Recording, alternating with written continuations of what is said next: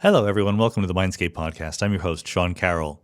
You may have noticed, those of you who live in the United States, and I think that many other countries have the analogous statement that could be defended, that temperatures are running high when it comes to politics and political opinions. I'm not specifically referring now to the actual government, the new second administration of Donald Trump, and the actions that they and their allies are taking. That's kind of not what we do here at Mindscape, but we want to understand the phenomena. We want to know what the explanation is for why things are the way they are. So even putting aside actions of the government one way or the other, let's think about the attitudes of the people who went to vote for these government employees in the first place. There seems to be some intensity out there of feeling, intensity that even occasionally rises to the level of political violence against the people you disagree with. It wasn't necessarily always that way. You might imagine that maybe it was always that way, but you're just more sensitive now. No, it's actually not always that way. It has been equally intense and violent at various times in the past, but it's not uniform. It's not constant. It comes and goes.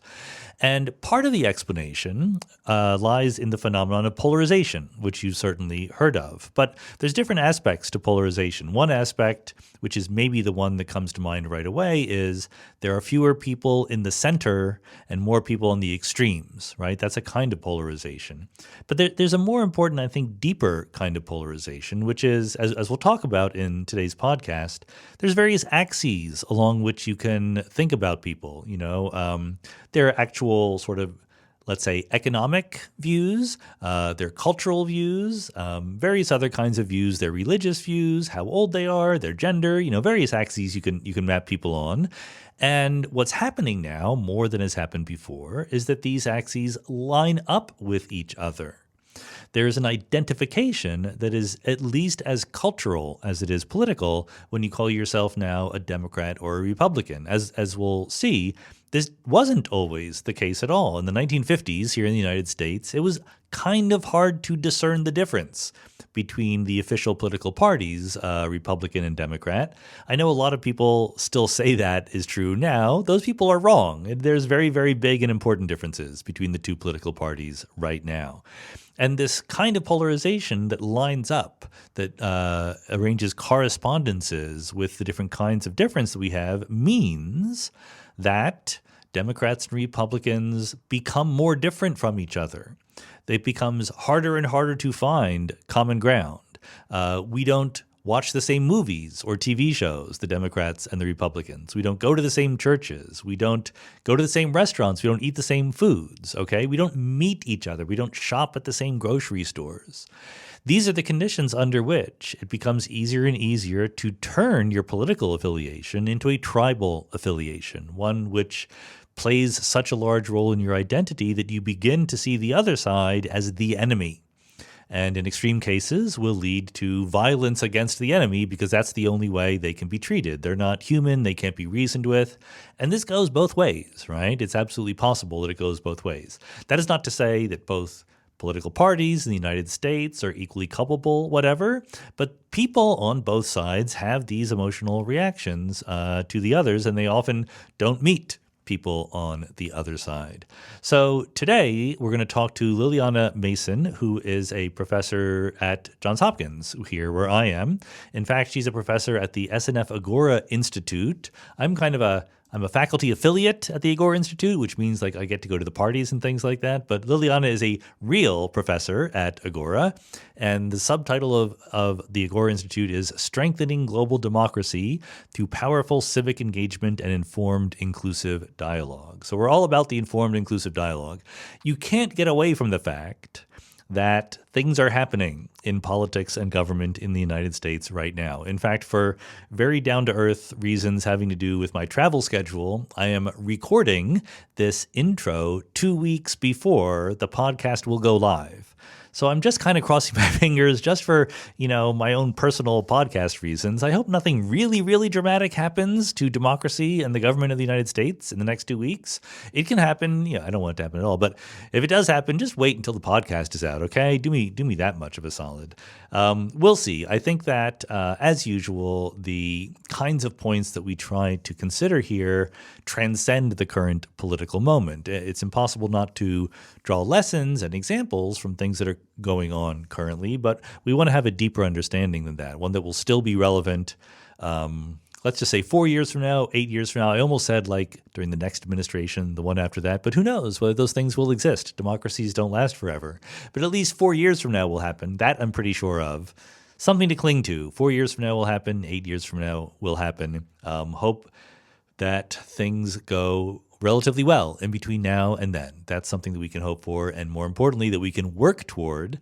And being educated about what's happening now is an important part of working toward a better future effectively. So with that, let's go.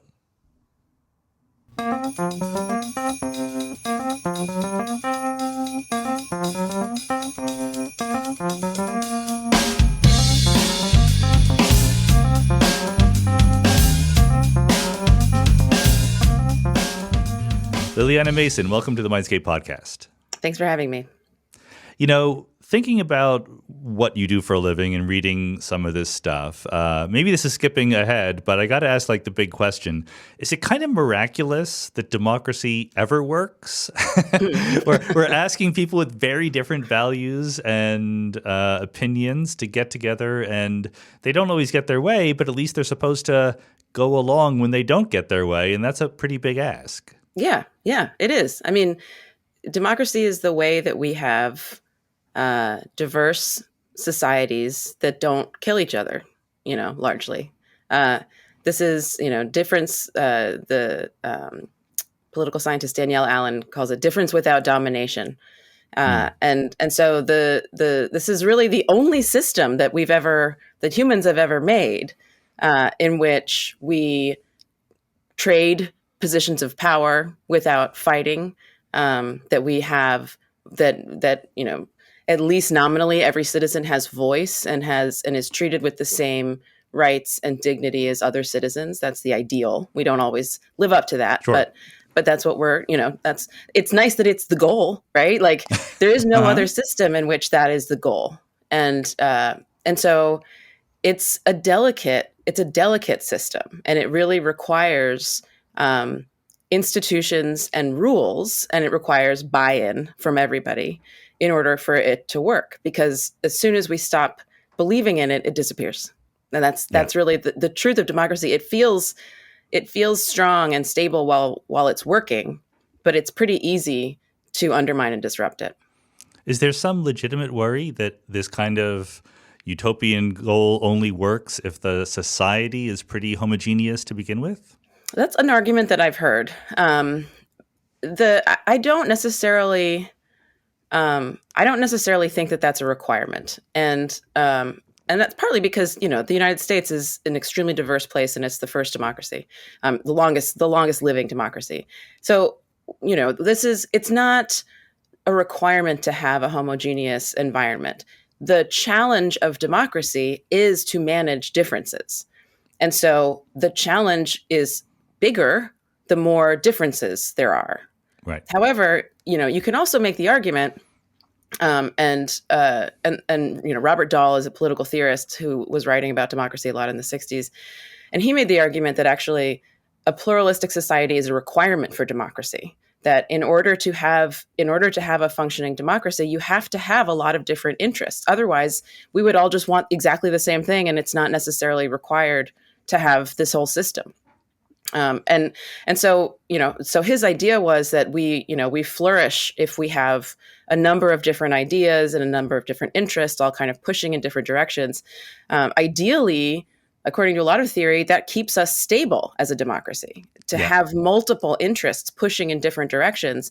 That way we don't fall into any extreme, right? Because there's always somebody pushing back against these kind of totalitarian extremes that's the other option to democracy. And so there's an argument to be made that the more diverse pressure you have, the more stable a democracy can be. And that leads us right into, I think, what is the meat of our conversation here, which is there are many dimensions or factors along which we can disagree with each other. Mm-hmm. And arguably, to oversimplify, it used to be that the different ways in which we disagreed were somewhat uncorrelated with each other, and more recently they've been lining up, and that's given us a degree of polarization we hadn't had before. Mm-hmm. Yeah, we call it cross pressures, which is basically that there's an old sociological understanding that if we have all these divides in society pushing in different directions, none of them is very dangerous. Like any single one of them can't bring the whole thing down.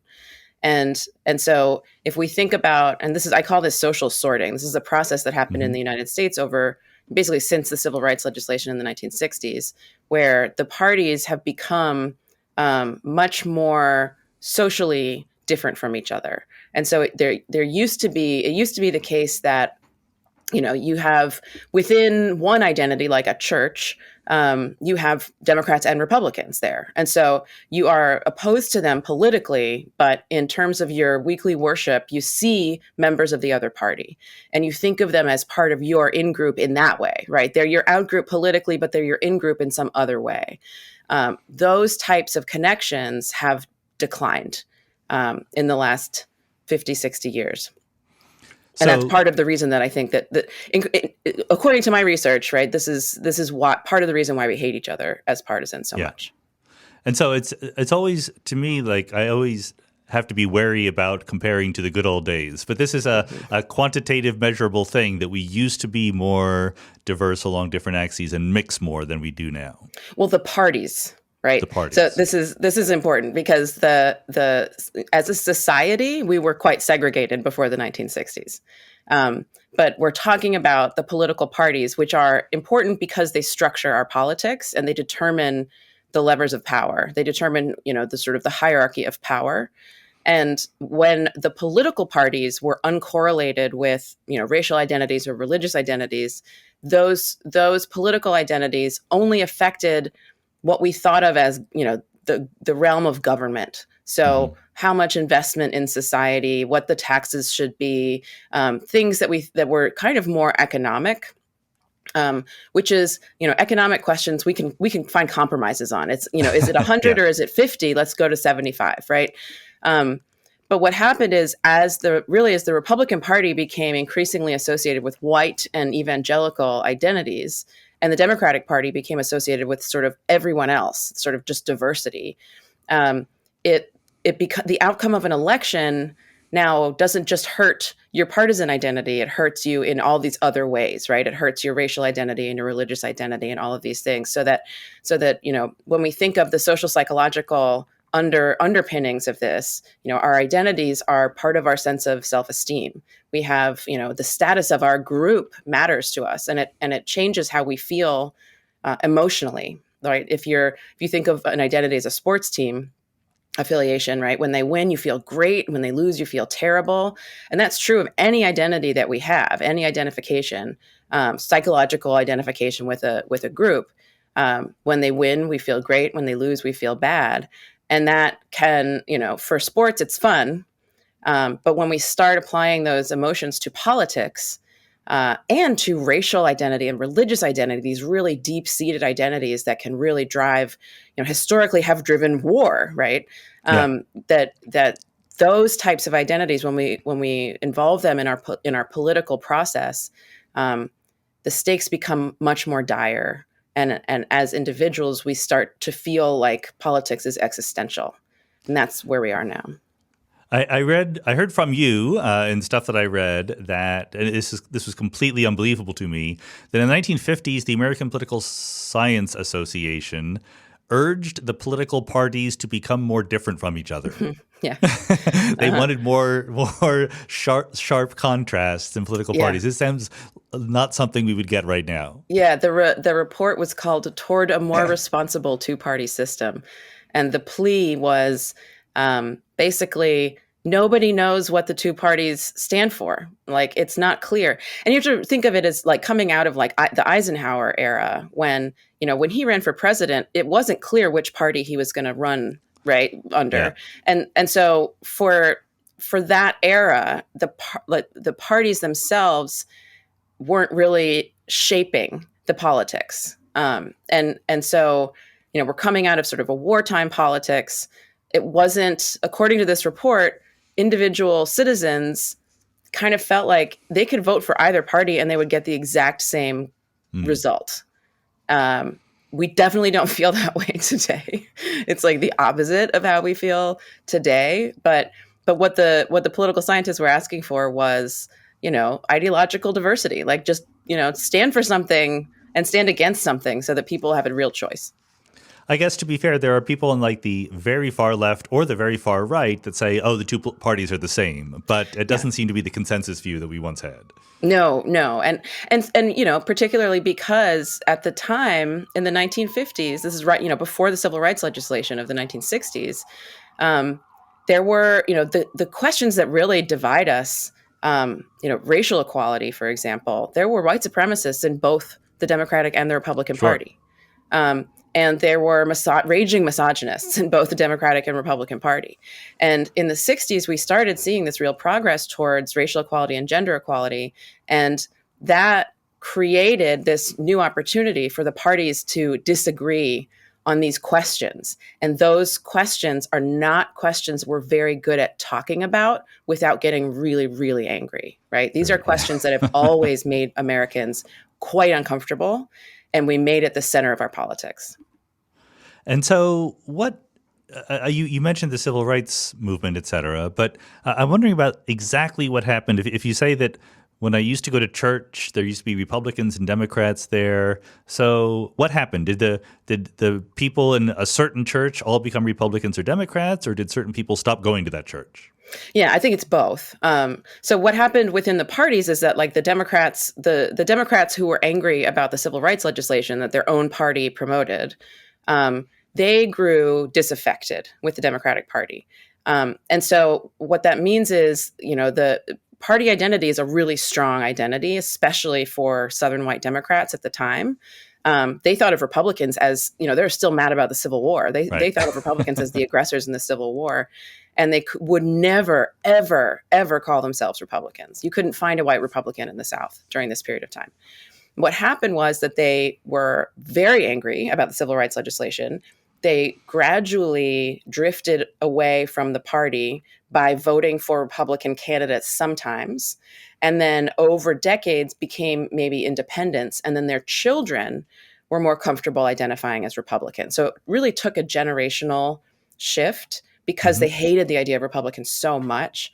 And so that's why I say it really took decades, right? It took, sort of the next generation to come in and say, like, actually, I'm a Republican and I'm going to run as a Republican. And the same thing was happening in churches, right? The same thing is happening in communities where, people who didn't like the rhetoric of a particular church would just stop going. Yeah. Or people who felt really committed to that church and were really compelled by the leadership of the church might have changed their minds, might have changed their attitudes to conform with what the church was preaching. And in fact, over these years, we saw a big, the big religious shift that we saw was that what we call mainline Christian churches, which are like the more mainstream Protestant churches, they basically emptied out, and an evangelical and more kind of charismatic type of Christian churches became much, much more popular. And that's when we saw the emergence of mega churches, right, where there's thousands of people and there's a rock band and people are swaying, all of this happened really through the 1970s and 80s. And that process made the religious part of it an even more extreme part of it, right? And the Republican Party intentionally, they saw this as an opportunity, right? They saw the religious right as a real opportunity for them to politicize something that had previously been considered the secular world, right? Like politics was considered to be the secular world for evangelical Christians. And bringing them into politics really created this kind of theocratic element of the Republican Party's platform. To the extent where, if I understand correctly, these days there are voters who will identify as evangelical Christians, even though they barely go to church or know anything about Christianity, right? Because they're Republicans first, and the religion follows. Those are actually the most fervent Trump supporters are the evangelicals they self-identified evangelicals who don't actually know very much about the religion. And people who are evangelicals and are very well versed in the theology are less approving of Trump in general. I mean, partly because they know the rules of Christianity, and he breaks the rules of Christianity constantly. Yeah. It's people who are really thinking of that evangelical identity as a sort of a loyalty pledge to this kind of Christian right movement. And many things go along with this, right? It's more like a kind of a brand name or something like that, right? And it affects what movies you watch and what sodas you drink. And I mean, what are the factors that go along with this sorting? Yeah. Right. So it's broadly cultural in the sense that, they, back when we had TiVo in 2012, they did a study of what TV shows Democrats and Republicans watched. And they found that they're on the top 10 list of shows, there was not a single show that was in common across the two parties. Wow. So you had to go pretty far down the list to find something in common. And so even back in, the 2010s, we had this cultural divergence occurring where, Republicans were watching like Duck Dynasty and Democrats were watching like satirical cartoons like Family Guy, and, which, that matches. It sounds right still. And then we started seeing, with the emergence of like micro-targeting, the political parties could target people. As social media began to emerge, political parties could target people based on what kind of beer they drank, based on what kind of car they drove. These became measurable differences between the parties, that there were preferences in what grocery store you go to. And some of this was rooted in kind of just culture that was being spread through media. But some of it is actually based on geographical sorting, which was also occurring, where people in rural areas are much more Republican and people in urban areas are much more Democratic. But even within a city, by neighborhood, people have been sorting. So there are certain neighborhoods within a city like Dallas that are more Democratic, and there are other neighborhoods that are more Republican, even though the city itself is, it's a blue state and a blue city and a red state. But there's, people want to live next door to somebody who shares their political party. And so that's also creating, like, you go to maybe the Democrats live near the Whole Foods, right? Because you like that grocery store. And so, and the Republicans maybe live near, the Cracker Barrel or whatever, like these are the types of divides that they become more and more entrenched as we kind of stop seeing each other, even at the grocery store, right? You don't run into somebody at the grocery store anymore. It's not even just like sharing a church, it's shopping in the same place. And as those processes occur, we actually start to believe in the kind of humanity of the people that in the other party less, because we don't see them doing human things anymore. We only see them through the lens of political activity that sort of gets our hackles up. Yeah. Right. This sounds like a very American story. Are things like this going on elsewhere in the world? So yes and no. It is particularly American because, because really the American roots in enslavement of Black Americans is unique to us. And that racism that exists and has always existed in the United States is increasingly one of the central divides of our politics. And it's potent, right? We had a war about this. Yeah. So in that sense, for us, it is, I think, uniquely potent. But we're starting to see some of this with, for example, immigration in other countries, like in Europe, right? We're seeing like the emergence of some more far right parties that are responding to increasing immigration of, largely brown people coming into their countries. And there are some good political science studies that actually show empirically that, when migration occurs, right-wing media can seize on it and effectively move the entire population of that place, or the majority of population of a place, towards the right. And that combination of migration and right-wing media is extremely effective at making people kind of more intolerant of outsiders, more protective of themselves, and less interested in kind of, curiosity and tolerance for others. And is this where the idea of status threat comes in? Yeah, I mean, that's part of all of this, I think. Like the idea, for me, the idea of status threat is rooted in social identity theory, which is the theory that I use to sort of explain most of this stuff.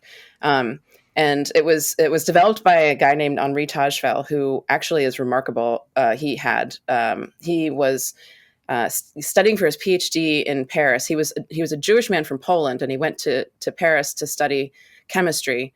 And during that period of time, World War II broke out, and he decided to join the French armed forces. He was almost immediately captured by Nazis and spent the 6 years in a Nazi prison camp. Wow. And during that period of time, he lied about where he was from. So the guards knew he was Jewish, but they thought he was French. They thought he was a French Jew and not a Polish Jew, which he realized is the only reason he survived, because they hated Polish Jews and they killed Polish Jews. But he had been studying French, and he had such a perfect French accent that he was able to survive simply by saying that he was a member of a different country. And so when he emerged from these camps after the war ended, horrifically, his entire family had been murdered. And he, kind of thought about going back to study chemistry again and realized, like, no, I need to figure out why these identities allow this type of thing, right? It was just the label that I had on myself that allowed me to survive.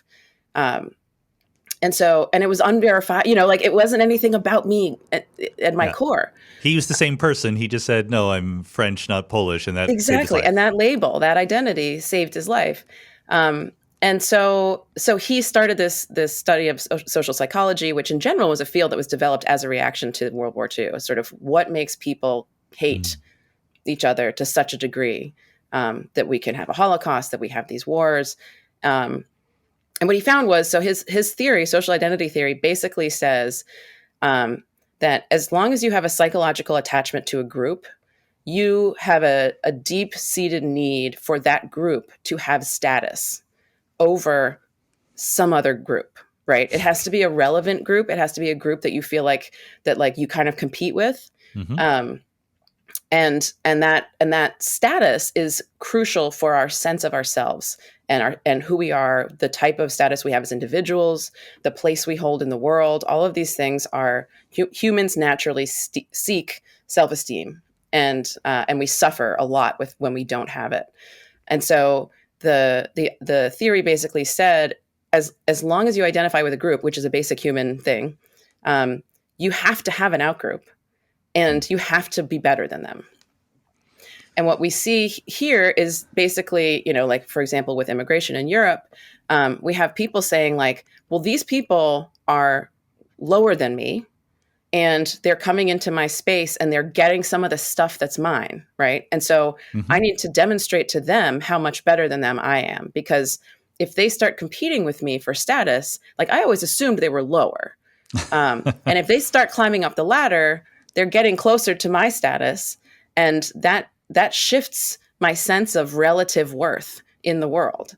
And it doesn't happen necessarily automatically or for every single group, but right-wing media is very, very good at stoking these feelings, at identifying these feelings for people, and for taking people who have low self-esteem already and saying, but look, you're a member of this group that is superior to everyone else.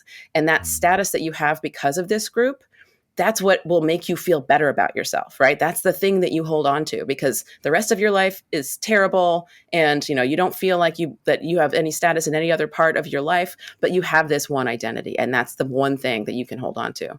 And so that's where all this is kind of rooted. It's like really deep-seated need for status that we all have, and that we're willing to kill other people for. And it's a potent resource particularly for kind of right-wing provocateurs. But it is interesting. You mentioned that the message that needs to be you're really badly off, except Mm-hmm. for this identity, right? Yeah. Like it's kind of a mixed message. I don't know whether they're trained or not, but a lot of political operatives seem to be, intuitively understanding this. Yeah, I mean it's a time tested tactic. Like this is something that authoritarian leaders have done forever. It's Yeah. it's clear that it works. The only deterrent to using it is that it's morally wrong, right? That it requires hatred, and that it stokes hatred, it stokes anger, and it's something that motivates murder and war and genocide and the people who resist using it are people who are trying actively to resist murder and war and genocide. But Right. it's a classic tool of getting humans to destroy each other. So this seems like, again, a story of the non-elites being, stoked up this way. Is there sorting and polarization among the elite groups as well? There's, supposed to maybe have a slightly different set of incentives. Yeah, right. So the difference with the elites is that their incentives are all to retain power, and so they retain power by simultaneously giving people what the people want and stoking in the people the sort of anger that gets them involved in politics and gets them out to vote and participate and volunteer and donate money. We think of anger as an approach emotion as opposed to like worry, which is an avoidance emotion. Oh, okay. And so both anger and enthusiasm actually are approach emotions. It gets us up and doing stuff. It also turns off the critical thinking part of our brains when we Yep. feel angry or enthusiastic. When we're worried, we actually think more analytically, but we sit down and think when we're worried. When we're angry or enthusiastic, we get up and do stuff. So if we're angry, we're fighting. If we're enthusiastic, we're partying. And we sort of just like click off that part of our brain that's like, wait a minute, is this the right thing? And so that's what politicians really want: anger and enthusiasm, right? Because it gets Yeah. people participating in politics, it gets people moving, and so to the extent that they can motivate either one, right? I think Obama was a great example of motivating enthusiasm, right? Mhm. Hope, enthusiasm. He really got people kind of out of their seats using that particular emotion. But it's a lot easier to make people angry, and Yeah. and so for a lot of politicians, especially if they don't have a very popular platform, which is the case really for the Republican Party right now. Most of the things that they want to do, the majority of Americans don't want. Including abortion and gun control and reducing taxes on billionaires, and all of these things are just pretty unpopular. But if you can make people feel angry and remind them that their status is threatened, you can get them to be on your side and to fight for you pretty successfully. And that's really, I think, the motivation of retaining power has been like, I need these people to keep fighting for me. So the elites do get sorted, but maybe for different reasons. Yeah, I think it is for different reasons. I think it's more instrumental for them, Right. than it is for the rest of us. And is it symmetric, or is this feeling like that the other side is bad? Is that held equally by Democrats and Republicans? Yes. So in the public, Democrats and Republicans basically feel the same level of animosity towards each other. Although once we start talking about emotions like that we call moral disengagement emotions. So these are the emotions that people feel that allow them to hurt other humans and still feel morally good. And so this is dehumanization, it's vilification, thinking people in the other party are evil. Those are slightly higher among Republicans than Democrats. The vilifying and dehumanizing feelings. But they're higher, but they're like 5 to 10 percentage points higher. It's not huge. And so, basically all of us, anyone who's affiliated with the party is feeling this sense of like, these people are evil and they're a threat to the country, and they may even be subhuman. I certainly know plenty of Democrats who take the attitude that those people on the other side don't want us to exist. They don't treat us as human. So I can't possibly imagine working with them, compromising with them. Right, exactly. And actually, it's interesting how this interacts with racial resentment and actually and also sexism. In that, for Republicans, the Republicans who are the most willing to dehumanize and vilify Democrats are those who are really high in racial resentment. For Democrats, it's the opposite. The Democrats who dehumanize and vilify Republicans are the ones who are really low in racial resentment, right? They're anti-racist. Got And it. so Yeah. those are the Democrats that think Republicans are evil and are willing to call them subhuman because they're like, look, they're so racist, like they're evil. Yeah. Um, and the same is true to some degree for sexism, where Republicans who are high in sexism are the most likely to dehumanize and vilify Democrats. For Democrats, it's not. There's no relationship. It doesn't matter how sexist a Democrat is. They feel the same way about Republicans. But there's a really strong relationship for Republicans where like the least sexist Republicans are like much more tolerant of Democrats in general. Huh. You mentioned a little bit about this, but what is the role played here by how the media and how we get our news has changed? I mean, you mentioned micro-targeting, et cetera, for advertisements. Is it – I get the rough feeling that I know certain Republicans, like most of my peer group are Democrats, but I know Republicans who seem to have a completely different idea of what is happening in the world than I do. And I presume that's because that's what they're hearing from their news sources. Yeah. I mean, I think so. A lot of people blame social media for this. And I think that that's part of it. I think that's a vehicle for misinformation. But I think, honestly, it's just like the internet as a whole. The breakdown of respect for kind of expert sources on the right in particular, the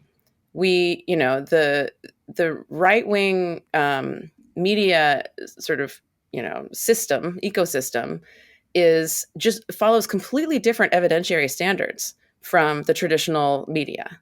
And so like traditional media, like, newspaper, Washington Post and New York Times, they have very strict rules about what they can say and what they can't say based on what they have evidence for.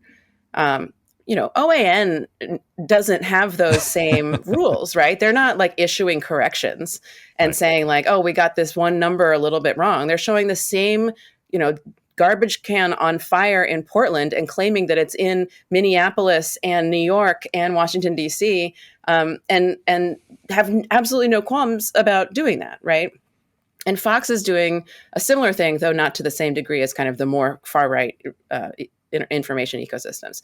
But this is how we get conspiracy theories. This is how, we get QAnon emerged from people just sort of like getting deeper and deeper into this idea that has no evidence for it. And that requires this sort of resentment of experts and expertise, and therefore increasingly science and universities. But the prevalence of, or the availability of misinformation, I think, has a lot to do with all of this.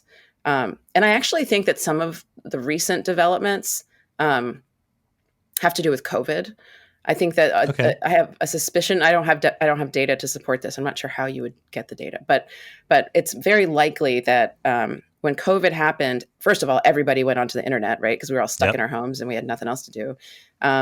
But also we were looking for comforting information. And so for some people, comforting information was COVID doesn't exist. It's a hoax.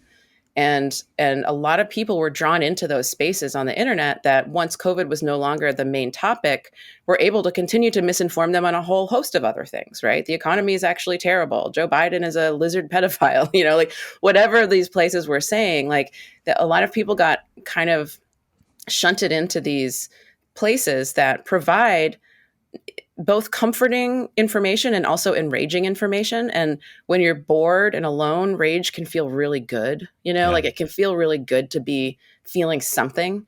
And you feel like you have, something to do, like there's a project there and you feel important. All of that, I think just the internet itself has allowed people to get all those feelings whenever they want. And anybody who wants it can go find it. I think there's just the amount of choice that we have in terms of our information has a huge amount to do with it. And is some of it just that a lot of the world and a lot of politics in particular are more in our face now, like brought closer to us? Like in the days when you would read a newspaper in the morning and maybe watch news at night, you got a certain amount of politics in your life, a certain amount of world news. But now it's everywhere. It's like every minute, right? It can be right in front of us. And is that a force pushing us toward this sorting? Yeah, no, it's true. I have a vivid memory when I was a kid of hating Dan Rather because at 7 o'clock every night, my dad wouldn't hang out with me. He would watch Dan Rather, and I really resented him for it. Not like that anymore. No, right? And because that was the only time that you got the news, right? He was like, at 7 o'clock, I have to stop playing because I have to pay attention now, and that's just not the case anymore. And I think that it's a combination of sort of having politics available to us all the time if we want. Other people, there are a lot of people who don't pay attention to politics at all because they don't want to, and they are in these other spaces that are, attracted to them for a variety of reasons. In this particular election, a lot of that was like these bro podcasts that were actually implicitly including a lot of conservative talking points without explicitly talking about politics. But that's where we were seeing the trans panic, the immigrant panic, the economy is terrible. All of those things were really being transmitted through these, purportedly non-political podcasts that were fun. They're fun to listen to. They're funny. Yeah. Half of the time they're doing comedy and half of the time they're talking about these real problems. And that was really attractive particularly for a lot of men. In everywhere, like across the whole world. It's an attractive thing to pay attention to. So it's not just that politics is everywhere. It's that we can choose what we want to expose ourselves to. And there are certain things that feel good that are not necessarily connected to reality. And people can kind of move themselves entirely into a universe in which they're consuming these things that feel good that are misleading them about what's real. And I guess it's just easier to have information sources that are either lying or making mistakes for whatever reason. Just because there are so many of them, there's not the corrective that there used to be. I mean, again, I feel that. I don't have the data, but it seems to make sense. Well, and the correctives are a really important part of this, too, because there used to be social correctives, right? What we have is a bunch of social norms that tell us how to behave. And those norms are enforced by the people around us telling us to stop doing something or making fun of us when we do something wrong, right? I mean, there's obviously there's the downside of social norms, which is shame and abuse. But the presence of social norms altogether keeps society going. I mean, if you think about shame as an emotion, it is so powerful. When you think of times you felt ashamed, it almost hurts your body. And that feeling of shame is so powerful, basically because it is the only way that social norms are enforced, right? They're enforced through feelings and talking and being around other people who tell you to, cut it out. And the other thing about being, connected to all these people all over the world is that the enforcement mechanisms for norms disappear, right? Our behavior can be bad. We can become, kind of abusive and intolerant and do all these things that our kindergarten teachers told us not to do, but there's nobody there to tell us to cut it out, or at least nobody that we care about. And Trump came along at a pretty unique time, I think, also because while this was all happening, he emerged as a political figure who I do believe psychologically is incapable of feeling the emotion of shame. He doesn't behave like a human who feels shame. And that allowed a lot of people who are already kind of practicing this stuff on the internet to be given a permission slip to just behave this way. Yeah. So that, kind of was it was the right time for Trump to come along because a lot of people were already kind of trying stuff out. and he basically said you don't have to feel ashamed of that. You can just do it.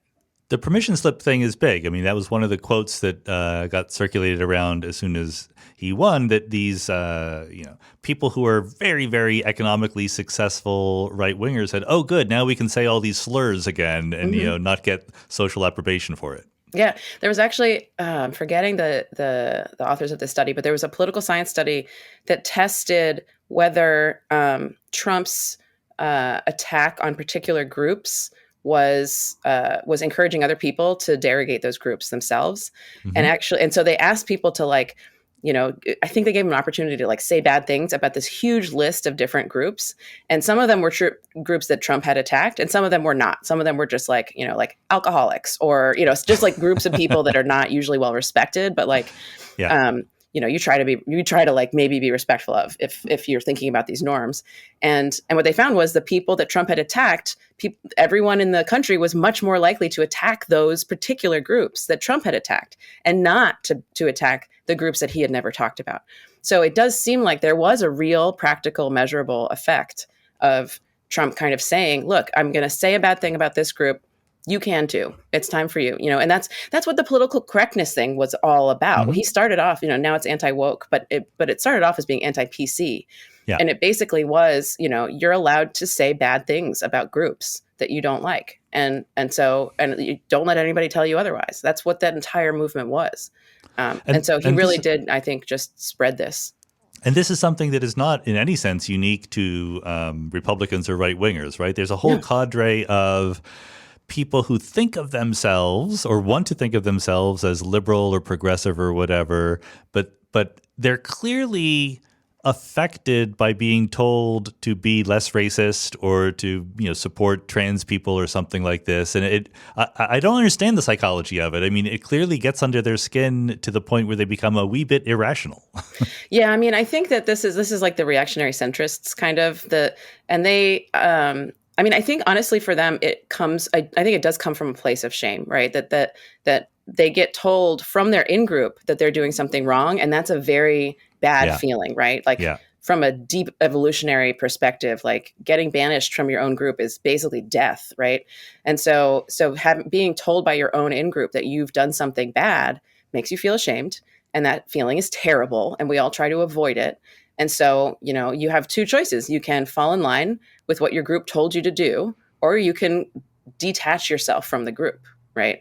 And create a new norm for yourself. And that's basically what I think we're seeing a lot of these people do, is like, particularly men, that they're saying the rude and intolerant things.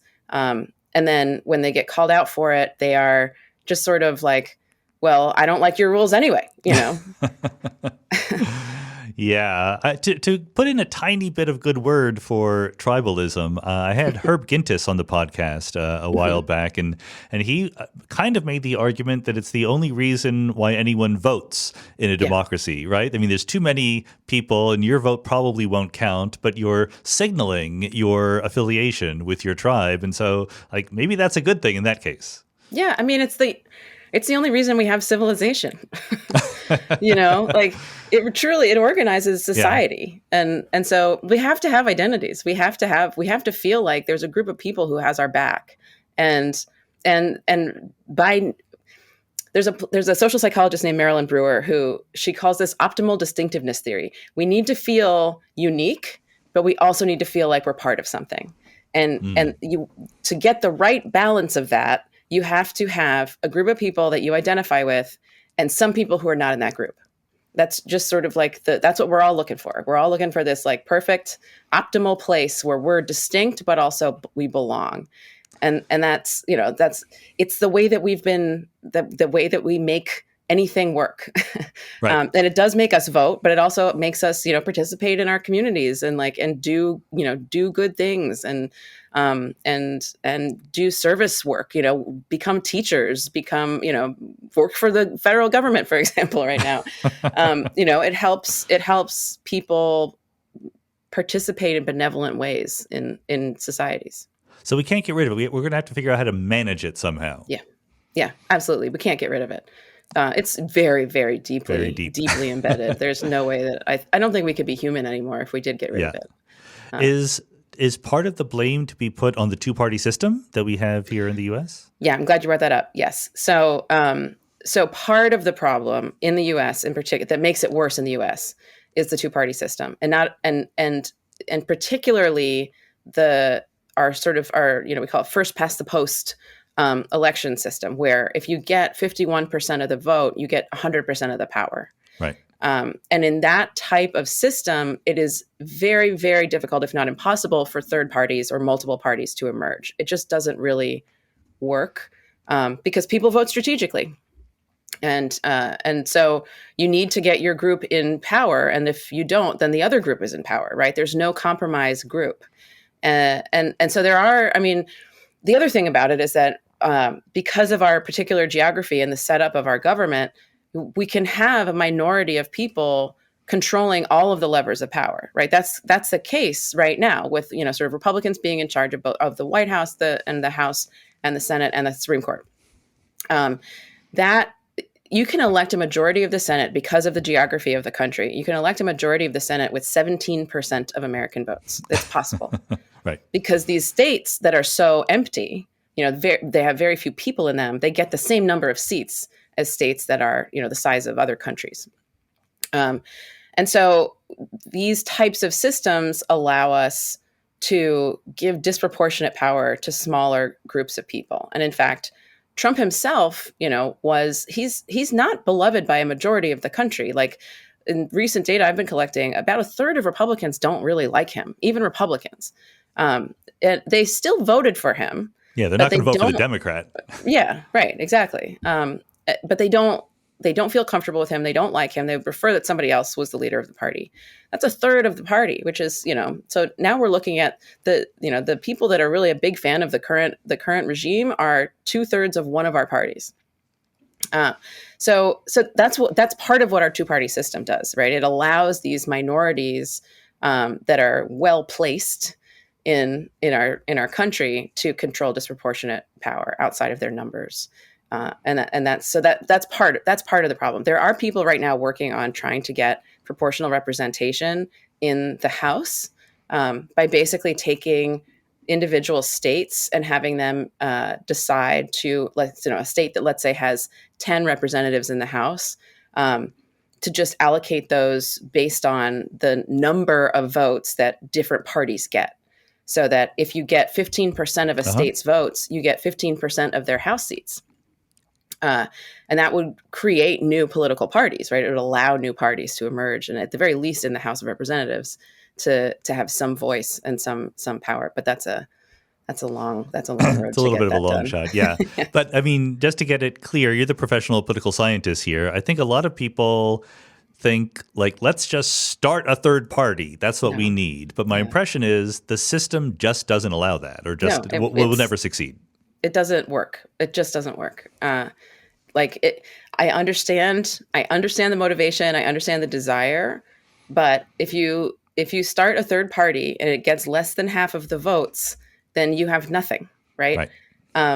It's not like you can kind of claw your way incrementally into power like you could in a proportional representation system. You have to make your brand new party, right, which doesn't have a strong identity around it, right? Democratic and Republican parties have those are strong identities for people who identify with those parties. It's hard to pry them away. Even look at Southern Democrats in the 1960s, right? They wouldn't call themselves Republicans. They hated Republicans. They're not going to call themselves anything else. So not only is it logistically difficult, but it is psychologically very difficult to convince people to identify with a brand new group when you've been rooting for your team the whole time. It's like creating a new sports team and asking people to root for that team, right? It's tough. People have their loyalties and they don't want to stop rooting for their team. So there are human psychological barriers and structural kind of institutional barriers that in our system make it very, very difficult to have multiple parties. Is it possible to look around at other systems and get some good ideas about how we could do things better? Yeah, I mean, in sort of most European countries, there are many parties, and the nice thing about that is that they form coalitions. So no party usually gets 50% of anything, and so they have to work with other parties in order to govern. And the nice thing about that is that when we think about our kind of us-them thinking about our politics, for when you have a party that's in coalition with other parties, sometimes the other parties are them, but sometimes they're us, right? When they're in the coalition, they're us. And so there isn't the kind of black and white, us, them, win, lose, zero-sum type thinking that American partisans are stuck in.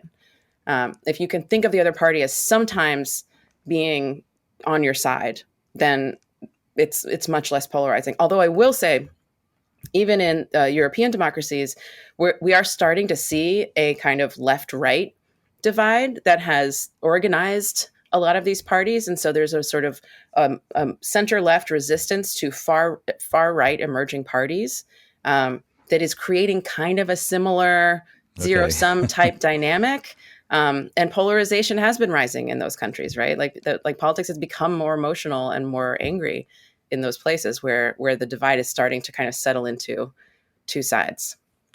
But I guess, but you made a good point that I never quite occurred to me, that if you have a system where the structure encourages multiple parties, then working with other parties is almost inevitable. And in the two-party system, it's not inevitable. Let's put it that way. Yeah, it's very difficult, actually, especially in an environment like we're in now, where people really hate each other. Voters don't even want people to compromise, and democracy is the whole game is about compromising. No one ever gets everything they want in a democracy, and we now have, two political parties and a huge portion of the electorate that has rejected compromise altogether, which makes it very hard, as we saw in the last Congress, makes it very hard to govern and makes it very hard to get anything done, and it creates a dysfunctional system. Well, and more, another thing you've worked on a lot is the hating each other can lead to real violence out there in the world. And is it, again, just my impression, or is there data? Is political violence growing? So it's not necessarily growing. So this is my co-authored book with Nathan Kalmoe. We started studying these attitudes in 2017. These are like, do you approve of political violence? Or that type of question has not really been asked of Americans very often. And we ask people in other countries all the time, but we're just like, we wouldn't need to. Nobody here probably wants violence. So we started asking in 2017, and in 17, we were seeing basically around it was under 10% of American partisans were willing to say that they might think that violence might be acceptable. And then we're actually still collecting data on this. And by the time we got to 2021, it was closer to for Republicans, it was closer to 25% saying that violence is acceptable. But for Democrats, it wasn't that different, right? And there are some points in time when Democrats were more approving of violence than Republicans. During the kind of Trump impeachments and obviously January 6th, Republicans were more approving than Democrats. So it kind of goes back and forth. But interestingly, it really depends on the politics, right? It depends on the circumstances. Like we see big spikes when Trump is under threat among Republicans, and during a lot of the Trump administration, we saw kind of slightly higher levels among Democrats because Trump was in power, and violence is a destabilizing anti-status quo phenomenon. And so people who are out of power are generally more approving of violence than people who are in power. And actually, I had a crazy. We did a panel study, which means we interviewed the same people 4 times, multiple times, and we did it in August, September, October, and then after the election in November of 2024. And what we found was that the super Trump supporters, we asked questions about do you expect violence to occur after this election, and how close do you think America is to another civil war? And what we saw was the super Trump Republicans, 70% of them expected violence to occur and basically expected civil war. And 30% of everybody else in the country felt the same way. And then this was in September. And then in November, after the election, those numbers for those Trump Republicans dropped back down to 30-ish% to where everyone else was. So it kind of tells on who they thought was going to do the violence. But it, clearly these attitudes are related to political events and distributions of political power. Yeah. Well, but the violence takes very different forms, right? I mean, the January 6th, 2021, when they stormed the Capitol, it's been fascinating, and I haven't followed it very deeply. But the narrative around that on the part of Republicans is weird and a little bit incoherent, right? I mean, on the one hand, it was good. On the other hand, it was the FBI and a false flag operation. On the other hand, it was just tourism. I don't know if they've settled down on a story. I don't know either. I mean, so I think for Republicans, right after January 6th happened, a lot of people were saying violence is bad. They disavowed it. They thought it shouldn't happen. And then gradually the story, the sort of the news story that everyone's supposed to tell started coming out. And it was a self-contradictory story, because it was partly it didn't happen, everything was fine, and partly it was Antifa and the FBI that inspired all these people to engage in violence. Yeah. So so it's unclear exactly what the Republican line is on violence right now. But one thing that we have seen is that during the Biden administration, like after Trump's presidency, we saw the number of threats to local elected officials, who, especially election officials, people who ran the elections in 2020, violent threats to them increased substantially. And a lot of people who run the elections, including a lot of Republicans, were kind of being frightened out of their jobs because they, maybe they certified the election for Joe Biden in a swing state, or they just were the target of a conspiracy theory, or they just were working that day and there was a conspiracy theory about that place that they were working. And so one thing we've seen is just like there was a huge surge in violent threats against Republicans that worked on elections, and that didn't participate in the conspiracy theorizing. I don't know if that's still happening now. I mean, that's something to ask, to do some research into. Is are those people now all of a sudden being left alone, right, because they certified the election for Trump? But there were a lot of. I mean, I spoke to a number of people individually who were actually really frightened. Some people had to move their houses. People's children were being threatened. It was a really scary environment for a lot of people. These were just anonymous phone calls from angry guys. Well, you never know. An anonymous phone call can be a crank, or it can be Right. something very, very serious, right? Exactly. I would be afraid if I started getting those in any systematic way. Well, and a lot of those calls had like racist content or sexist content. Like women and people of color were much more frequently targeted than white men were, and so there was a disproportionate level of intimidation that was aimed at people who had some institutional power, but some people thought they shouldn't. And then we have on the other side things like the United Healthcare CEO being basically assassinated. And I got to say, I was a little appalled at certain quarters of the internet kind of cheering that on at a way more enthusiastically than I might have guessed. Yeah.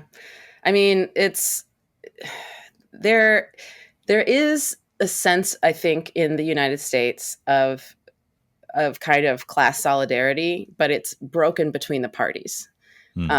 And this is one of those things that's like the oldest story in the world, right? It's like you take the working class and then you divide them so that they can't organize and against whoever the oligarchs are at the time. And this was a strategy we saw happen, during the Jim Crow South, right? So this is not a new strategy. I think there were both Republicans and Democrats who were cheering that assassination on, because everybody feels, screwed over by their health insurance. It's one of those interactions that we can't avoid, and it's usually extremely frustrating. And so it's a common experience that kind of every single American has, is just sitting on the phone and being extremely frustrated by somebody telling you whether or not, your kid gets to stay sick or get healthy. And so that's where I think that came from. I feel like it was actually kind of a unique cross-cutting experience that we don't have very many of. But yeah, no, it was the amount of vitriol and the lack of sympathy that we saw was definitely evidence of some simmering anger that no one has really taken political advantage of yet. And, yeah.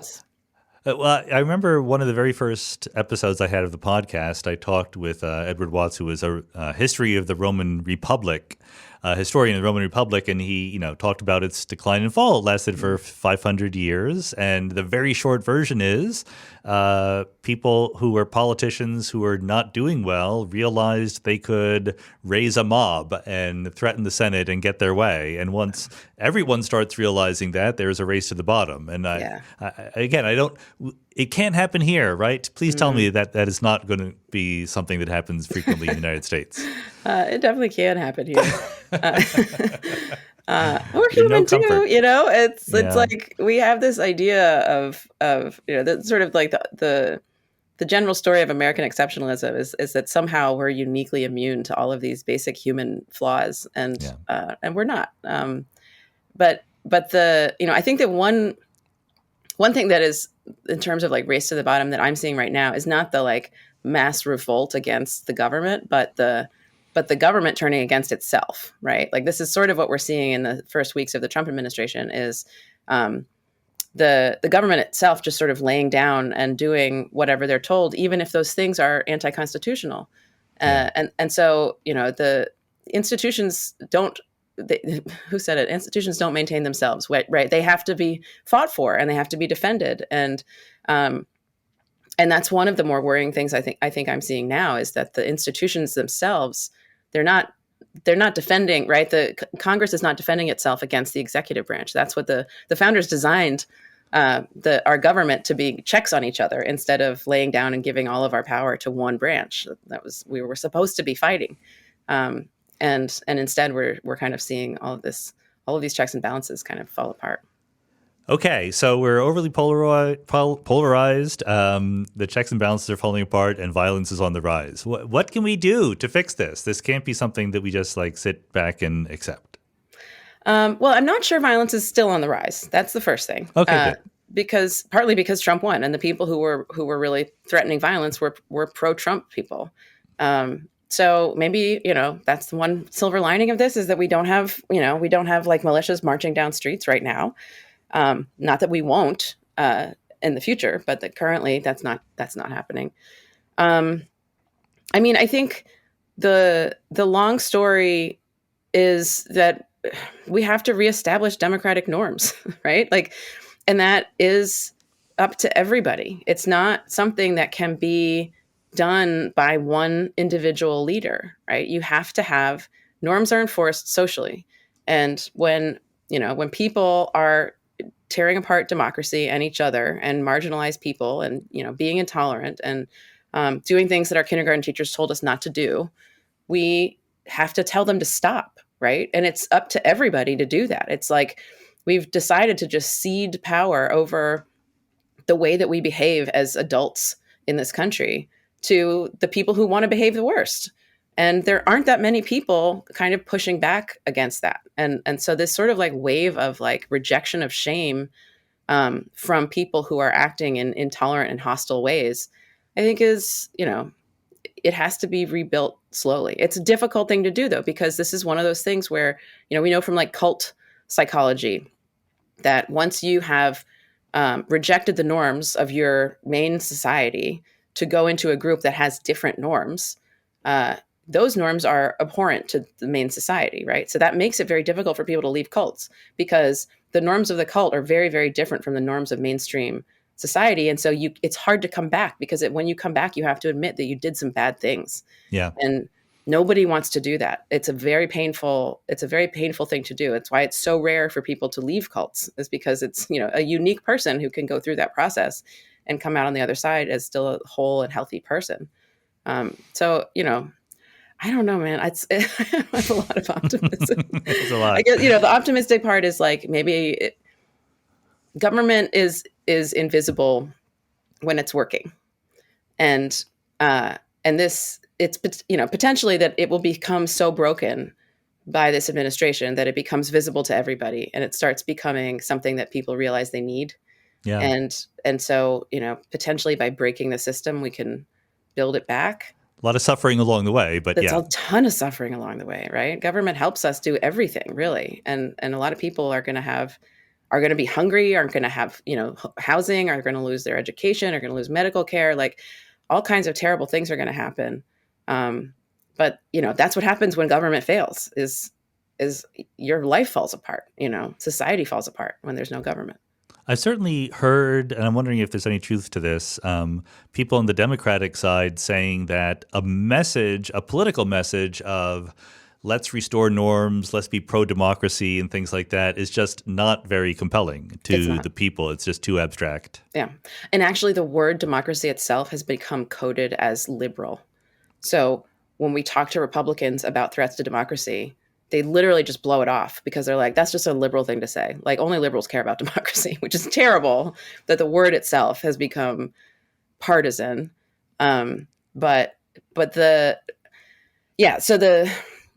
the shaming is not actually going to work from the leadership, right? democracy stuff doesn't work because nobody, first of all, Republicans don't care, and no one actually knows what it means. Like democracy it means different things to different people, and for a lot of people, they have no idea what it means.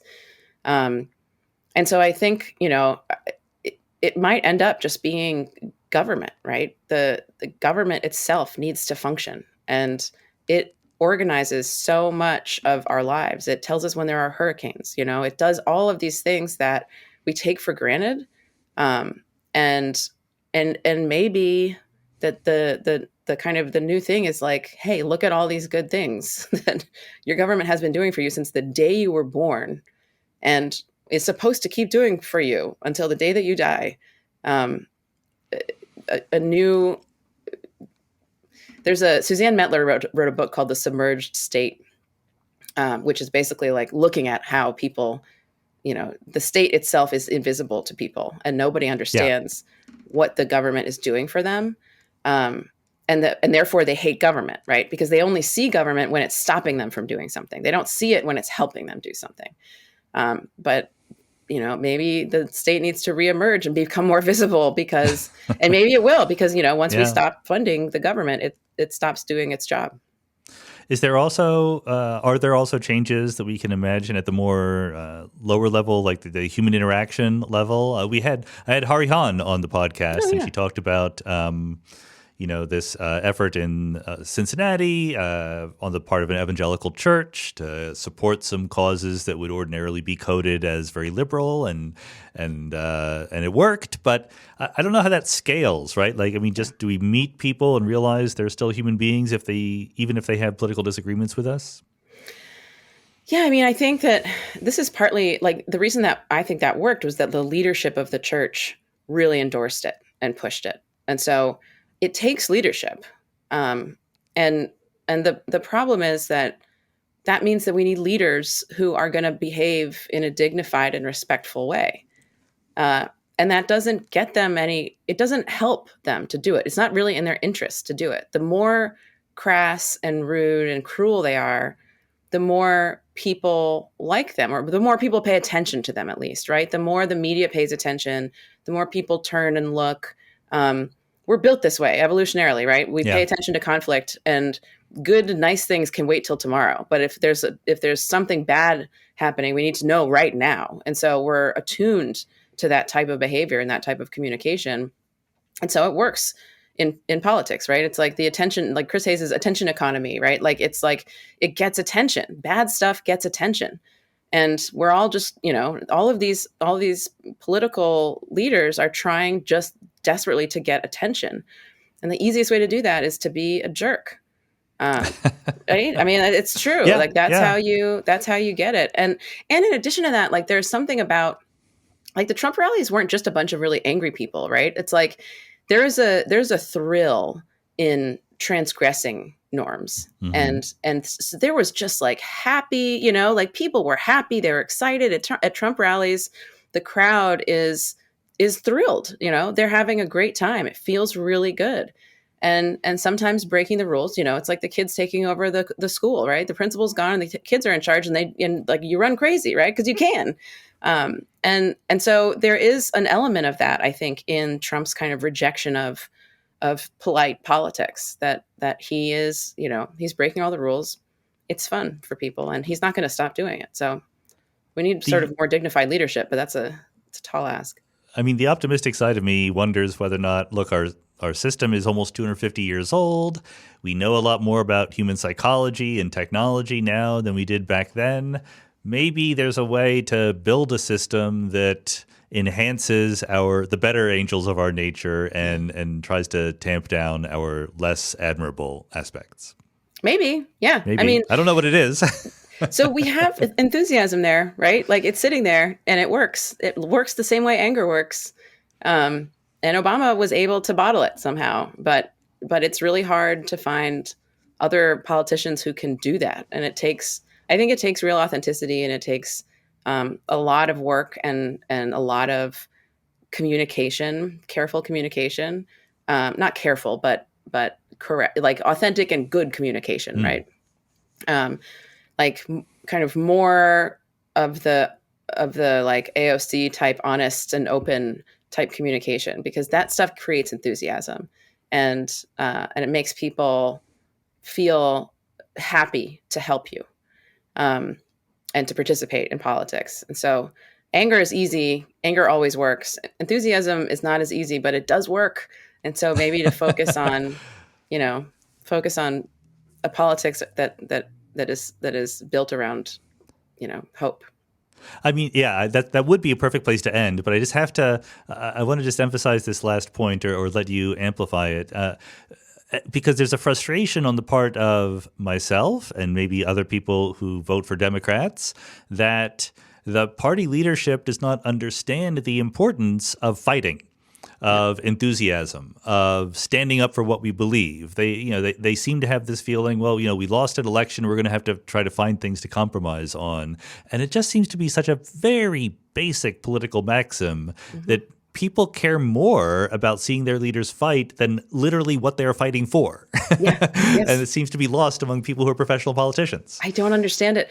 This is something I have talked to Democrats. The Democratic Party fully believes that if Americans just knew what kind of policies they had enacted, everybody would be rational and would vote for them because of those policies, right? And like everything I've ever studied basically says people don't care about policies, though. They don't. They feel like they want to feel like you're fighting for them, that you're part of their team, that you're going to win, and the policies themselves are not that important to people. But somehow in the Democratic Party, there's a sense of like, well, if we play on emotions, then that's like crass politics, right? Like that's not the kind. We're not going to stoop to the level of emotional manipulation. And it's like, no, but that's all politics is. It's all emotion. Like it's literally that feelings don't care about your facts, right? It's not facts don't care about your feelings. It's like you cannot convince somebody with facts to be not angry. It's impossible, right? And so these are like, there's no way to argue against emotions with these like sterile policy points. And I just wish they would understand this. And especially right now when like, you can argue that the Trump administration is doing some absolutely outrageous, historic level, sort of corrupt and broken policy. Democrats have the option to use anger right now, right? It's totally within reason that they could actually get their base angry, because they already are angry, right? Channel the anger of their base and turn it into political power. It's great political power. It always works. And like, instead of stoking this anger that everyone's already feeling, they're just like, well, we got to be polite and like make sure we're bipartisan, right? They have a perfect political tool in front of them, and they're not using it. Harness emotions to get good things done, not just bad things done. Yeah. All right. Maybe more political psychologists in the corridors of power. That's what I'd vote for. Yeah. Lilliana Mason, thanks very much for being on the Mindscape podcast. Thanks so much. This was fun.